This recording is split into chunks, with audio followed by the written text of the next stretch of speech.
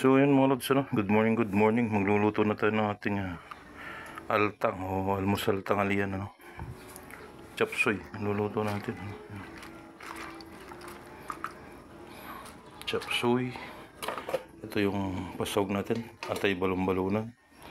Yan yung sibuyas, bawang, jigsarap, patis. Prito lang tayo ng GG, no? Ang ano natin dito, partner, no? Pero pag may gulay, may prito. So yan, mamaya na lang mga lods.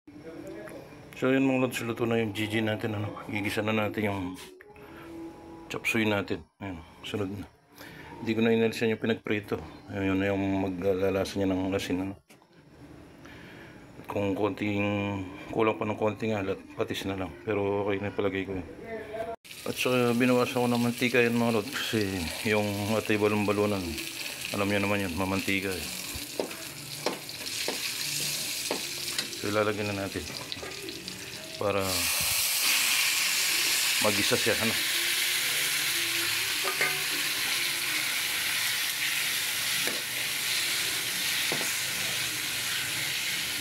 Tapan muna natin.